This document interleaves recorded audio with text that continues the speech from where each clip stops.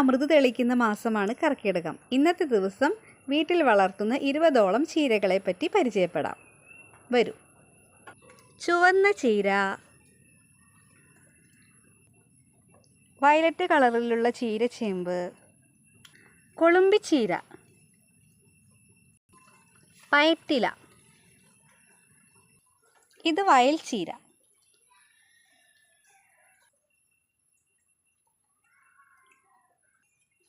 മത്തൻ്റെ ഇല, കഞ്ഞിത്തൂവ,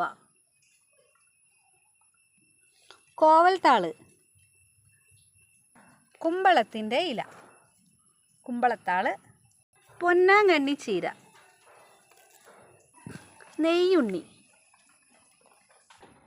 ബസളച്ചീര, വഷളച്ചീര, ബസളച്ചീര എന്നൊക്കെ പറയും. ഇളം പച്ച ചീരച്ചേമ്പ്, ചായാമൻസ, താള്, കൊഴുപ്പച്ചീര, വാഴച്ചീര, മുള്ളൻ ചീര,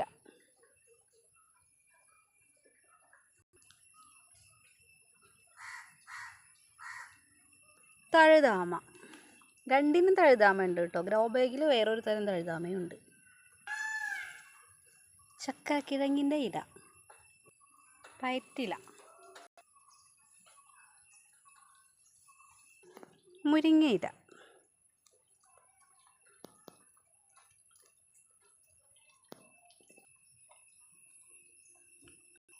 ചീരകളിൽ വെച്ച് ഏറ്റവും സ്വാദേറിയ ചീര വയൽച്ചീരയാണ് കേട്ടോ. ഞാൻ കഴിച്ചതിൽ വെച്ചിട്ട് ഏറ്റവും സ്വാദ് വയൽച്ചീരയ്ക്കാണ്.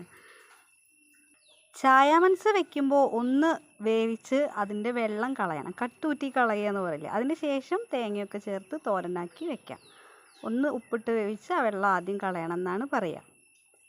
ചീരച്ചേമ്പ് പിന്നെ അരിഞ്ഞ് നന്നായി തോരൻ വയ്ക്കാം, കറി വയ്ക്കാം.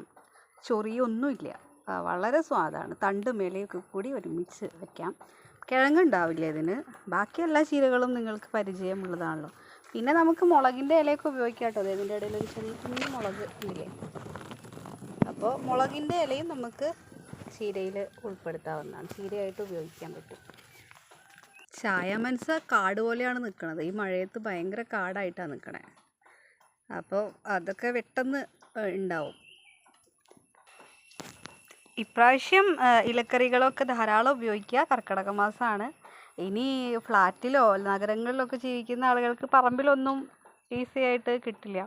ഇലകളൊക്കെ പോയിട്ട് പറിക്കാനോ അല്ലെങ്കിൽ നമുക്ക് അവൈലബിൾ ആയിരിക്കില്ല. പിന്നെ കടയിലൊക്കെ പോയി മേടിക്കുക, അങ്ങനെയൊക്കെ പറ്റുള്ളൂ. അപ്പോൾ ചെറിയ രീതിയിൽ പയറോ ചെറുപയറോ ഒക്കെ കുതിർത്ത് ഇലയാക്കി 2-3 ദിവസം പിന്നെ ചെറുതായിട്ട് കടലാസിൽ പരത്തിയിട്ടാലും നനച്ചു കൊടുത്താൽ 2-3-4 ദിവസത്തിനുള്ളിൽ ചെറിയ ചീരയായിട്ടൊക്കെ കിട്ടും. അപ്പം മാക്സിമം ഇലക്കറികൾ നമുക്ക് ഉപയോഗപ്പെടുത്താൻ ശ്രമിക്കാം. ജനലിൻ്റെ സൈഡിലൊക്കെ വെച്ച് കഴിഞ്ഞാൽ പെട്ടെന്ന് മുളയ്ക്കും. ചായച്ചണ്ടി പോലെയുള്ളത് അങ്ങനെ വേണ്ടിയിട്ട് അങ്ങനെ ചെയ്യാൻ പറ്റും. നമ്മൾ ചായയുടെ തേയിലയുടെ ചണ്ടിയൊക്കെ വെച്ചിട്ട് അതിൻ്റെ മേലെ കടലാസ് വെച്ചിട്ട് ഇത് നന്നായി കുതിർത്ത് വെച്ച് കഴിഞ്ഞാൽ അപ്പോൾ ഒരു ഇത്തിരി വലിപ്പം വെക്കുന്ന രീതിയിലേക്ക് അവയ്ക്ക് പോഷകവും കിട്ടും. അല്ലെങ്കിൽ നനച്ച് വെറുതെ സ്പ്രേ ചെയ്ത് കൊടുത്താൽ മതി വെള്ളം. അങ്ങനെയും ചെയ്യാം. അപ്പോൾ ഇപ്രാവശ്യം കർക്കിടക മാസം ഇലകളാൽ സമ്പുഷ്ടമാവട്ടെ ആഹാരം, അതുപോലെ ആരോഗ്യവും നന്നായി ഉണ്ടാവട്ടെ. ആശംസകൾ. ഈ ചെറിയ വീഡിയോ ഇഷ്ടപ്പെട്ടാൽ, ഉപകാരപ്പെട്ടാൽ നിങ്ങൾ ഷെയർ ചെയ്യണം, സബ്സ്ക്രൈബ് ചെയ്യണം, ലൈക്ക് ചെയ്യണം, കമൻറ്റ് ചെയ്യണം കേട്ടോ. Okay, bye, thank U.